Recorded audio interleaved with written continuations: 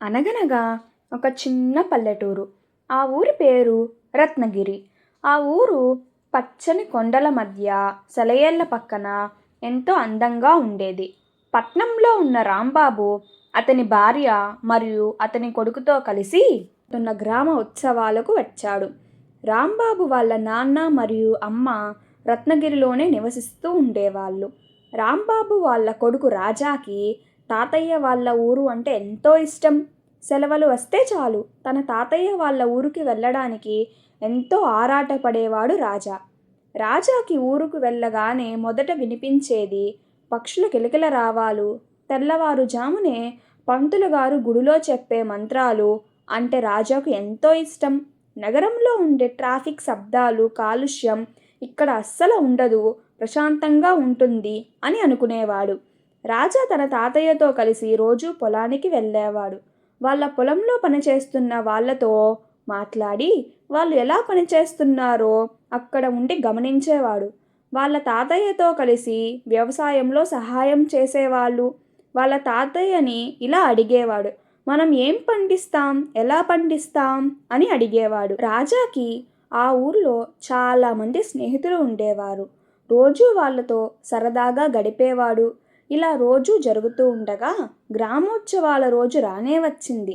ఆ రోజు పొద్దున్నే నిద్రలేచి స్నానం చేసి శుచిగా శుద్ధంగా వాళ్ళ అమ్మ నాన్నతో కలిసి గుడికి వెళ్ళాడు రాజా. తిరిగి ఇంటికి వచ్చాక వాళ్ళ అమ్మ చేసిన రుచికరమైన పిండి వంటలు తిని ఆ రోజు రాత్రి జరిగిన ఉత్సవాల్లో సరదాగా గడిపాడు. ఆ రోజు తర్వాత రాజా వాళ్ళ నాన్న అమ్మతో కలిసి తిరిగి పట్నం వెళ్ళాలి.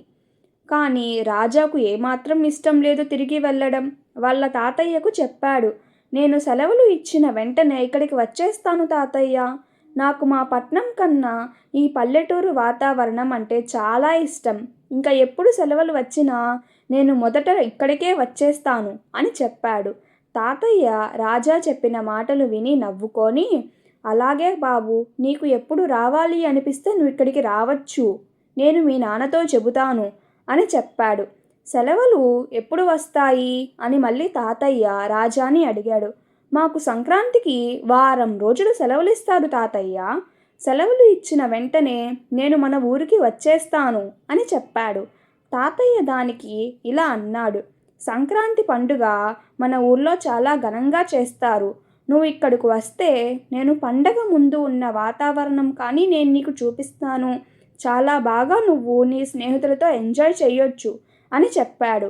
ఆ తరువాత ఎలాగో మళ్ళీ పండగకు వస్తానని రాజాకి చెప్పడం వల్ల వాళ్ళ అమ్మ నాన్నతో కలిసి వాళ్ళ తాతయ్యకు వెళ్ళొస్తాను అని చెప్పి తిరిగి వాళ్ళ ఊరికి వెళ్ళాడు. రాజా స్కూల్కి వెళ్ళినా కానీ తిరిగి ఎప్పుడెప్పుడు మా ఊరికి వెళ్తాను అని ఆలోచిస్తూ ఉండేవాడు. Okay, bye. Please do like, share and subscribe.